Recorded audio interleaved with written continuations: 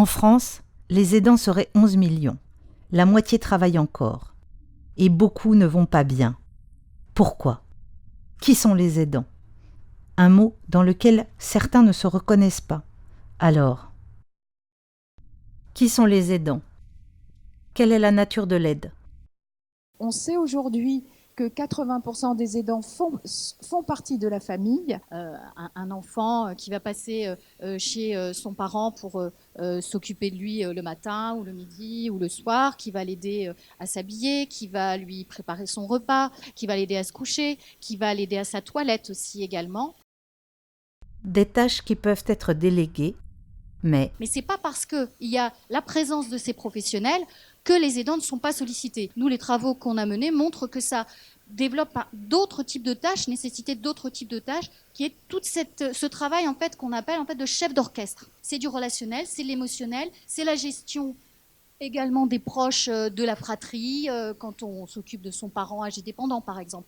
Donc il y a tout un tas d'éléments émotionnels et relationnels qui ne sont pas que d'ordre technique et qui renvoient du coup à une certaine subjectivité et un ressenti et à une charge qui peut être importante même si on est aidant à distance. Nos recherches sur la spécificité des liens familiaux, la structure des liens familiaux nous a amené à considérer que peut-être au moment où on demande aux enfants de s'occuper de leurs parents, on renverse quelque chose, on renverse un rapport qui est le rapport ordinaire, c'est-à-dire, je veux dire, anthropologique, spécifiquement humain.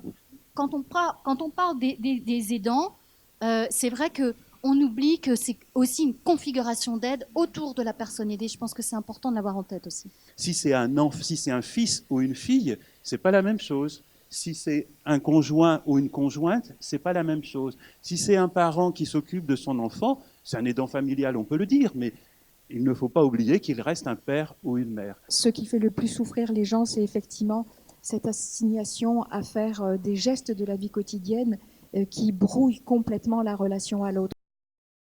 Est-on contraint d'aider ? Sur la question de l'obligation ou pas l'obligation d'aider, ce qu'on peut dire aujourd'hui, c'est qu'il y a une pression sociale extrêmement forte. C'est terrible qu'effectivement, on ne puisse pas jouir de cette liberté à un moment donné, de dire c'est pas que je veux pas aider, c'est que je veux aussi pouvoir aider en continuant ma vie. Et d'ailleurs, si on aide tellement qu'on en devient malade, la qualité de l'aide risque d'être problématique. Tous les aidants ne sont pas aidants, hein. Et c'est aussi parfois très lourd pour la personne qui est aidée et qui dit « je n'en demande pas autant ». Elle est dans un état que je n'aurais pas voulu susciter. Par ailleurs, il y a des gens, effectivement, qui trouvent que ces gens sont... Souvent, ils disent « cette femme est une sainte, cet homme est un héros ». Et je dis « il faut arrêter de dire aux femmes qu'elles sont des saintes parce qu'elles veulent l'être ». Et pour l'être, effectivement, ce sont des morts prématurées. Quelles aides ? Quelle politique publique ? Une première forme d'intervention des pouvoirs publics, c'est de développer des services d'aide à domicile, des services d'hospitalisation à domicile. Il y a un deuxième type d'aide. Deuxième type d'aide, il est ciblé cette fois-ci non plus sur la personne aidée, mais sur l'aidant. Et depuis les années 2000, on constate partout en Europe qu'il y a un renforcement du rôle de la sollicitation de l'aidant. Ces aides peuvent être des compensations financières, de la conciliation avec le monde de l'entreprise pour organiser la flexibilité du travail ou accorder des congés rémunérés. La question est d'actualité. L'objectif, conserver un emploi. Les gens disent dans ces études « le travail me sauve ». Mais jusqu'à maintenant, la France a préféré les politiques d'accompagnement des aidants en proposant le soutien psychologique, la formation des aidants, les groupes de parole aussi entre aidants.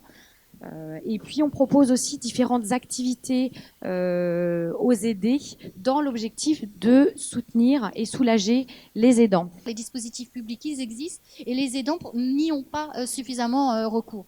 En conclusion, les pistes évoquées pour améliorer les choses, mieux informer le public en sollicitant les professionnels comme relais d'information, mettre en avant les gestionnaires de cas, jouer la solidarité collective pour mieux ouvrir le cercle familial, d'autant plus si l'aidant est jeune, un sujet particulièrement sensible.